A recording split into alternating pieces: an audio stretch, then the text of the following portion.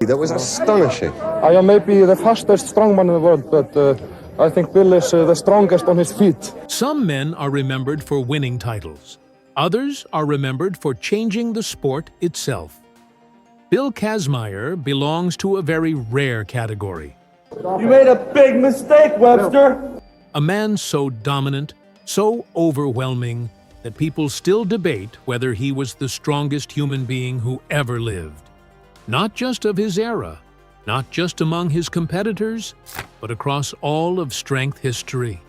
His name still carries a sense of disbelief, legend, and controversy, because Bill Kazmaier was not simply defeated.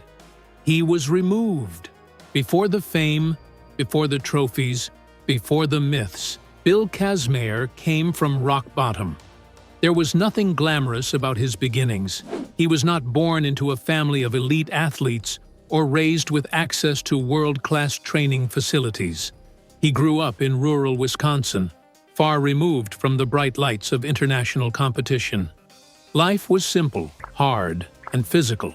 Work meant effort, discipline, and endurance.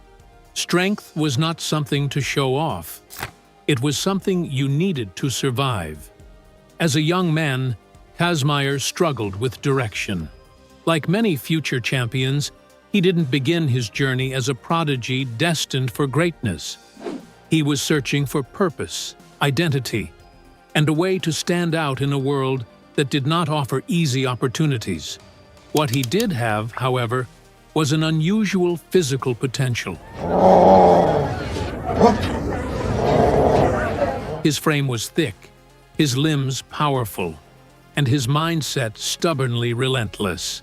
When he discovered strength training, something clicked. The iron didn't intimidate him. It spoke to him. Kazmaier threw himself into training with an intensity that bordered on obsession. He trained harder than those around him, longer than recommended, and heavier than most thought was possible. This was not scientific, carefully programmed lifting. This was raw, brutal work. Squats, presses, pulls, over and over again. Pain was not a warning sign. It was confirmation that he was moving forward. While others trained to improve, Kazmaier trained to dominate. His progress was impossible to ignore. In powerlifting competitions, he quickly established himself as an outlier. His lifts were not just wins, they were statements. He shattered records and made seasoned competitors look ordinary. His bench press, in particular, became legendary. At a time when the sport was far less advanced than today, Kazmaier pushed weights that seemed unreal. His numbers didn't just edge past records, they demolished them. But powerlifting was only the beginning. When Bill Kazmaier entered the world of strongman competition, everything changed. Strongman was still evolving as a sport, and Kazmaier arrived like a force of nature. Unlike some athletes who relied on speed or technique, Kazmaier embodied brute strength. Events that crushed other competitors barely slowed him down. From 1980 to 1982, Bill Kazmaier was untouchable. These were the years when he was, without question, the strongest man on Earth. He won the World's Strongest Man title 3 consecutive times, a feat that was unprecedented at the time. More importantly, he did it with such dominance that suspense disappeared from the competition. Viewers weren't asking who would win. They were asking how much Kazmaier would win by. The year 1981 is often cited as the peak of his power. During this time, Kazmaier displayed a combination of size, strength, and confidence that bordered on intimidating. He didn't just beat other strongmen, he overwhelmed them mentally. Competitors knew that if Kazmaier was present, second place was the realistic goal. His static strength was unmatched, his overhead power terrifying, and his grip strength nearly unbreakable. But dominance comes at a cost. As Kazmaier grew stronger, the sport around him struggled to keep up. Strongman competitions are entertainment as much as sport, and organizers rely on drama, uncertainty, and rivalries. Bill Kazmaier removed all of that. He was not controversial because of his personality or behavior. He was controversial because he was too good. The official story surrounding his ban has been debated for decades. There was never a single press release saying he was banned for being too strong. Instead, the reasons were wrapped in vague explanations involving contracts, disputes with organizers, and disagreements over participation terms. But insiders, fellow athletes, and fans all understood the underlying reality. Kazmaier's presence made competitions predictable. Predictability is bad for television. After winning 3 consecutive World's Strongest Man titles, Kazmaier was no longer invited back. The reigning champion, still in his prime, was suddenly absent. No loss, no decline, no injury forcing retirement. He was simply gone. This moment cemented Bill Kazmaier's legend. Being undefeated is impressive. Being removed while undefeated is something else entirely. It created a myth that still fuels debates today.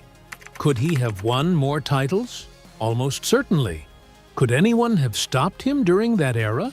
Very few believe so. His ban transformed him from champion to symbol. After strongman, Kazmaier transitioned into bodybuilding, professional wrestling, and entertainment. While his physique was impressive, bodybuilding was never truly his domain. He lacked the aesthetic symmetry demanded by the sport, but his mass and density remained remarkable. He carried muscle that looked functional, heavy, and intimidating rather than sculpted for beauty. His reputation followed him wherever he went. In professional wrestling, Kazmaier found a new audience. Wrestling allowed him to channel his larger-than-life presence into a performance. He wasn't required to prove his strength through records anymore. His reputation did the work for him. Fans believed in his power because it was already legendary. Unlike many wrestlers who played characters, Kazmaier simply amplified who he already was. As the years passed, Bill Kazmaier stepped further away from competition, but never from strength culture. He became a mentor, commentator, and motivational speaker. He spoke openly about discipline, mental toughness, and resilience. His story was no longer just about lifting heavy weights. It was about standing your ground when the world tries to move you aside. Life after bodybuilding and competition brought reflection. Kazmaier acknowledged the physical toll his career had taken, but he never expressed regret. He had pushed the human body to its limits during a time when sports science lagged far behind ambition. He had paid the price, but he had also left a legacy that few could rival. Today, Bill Kazmaier is remembered not just as a champion, but as a benchmark. When new strongmen emerge and fans debate who is the greatest of all time, his name is always mentioned, often first, often last. Records may fall, events may change, athletes may grow larger and faster, but dominance on Kazmaier's level remains rare. The story of Bill Kazmaier is not simply about strength. It is about what happens when someone becomes too exceptional for the system designed to contain them. It is about rising from nothing, reaching the absolute peak, and being forced out not by defeat, but by excellence. In a sport built to test limits, Bill Kazmaier didn't just reach the limit, he broke it. And that is why, decades later, people still ask the same question. Was Bill Kazmaier the strongest man who ever lived? There may never be a definitive answer, but one thing is certain. No one was ever removed from the sport for being unbeatable the way he was. Did you like this video? Then don't forget to like and subscribe, or you'll stay skinny forever.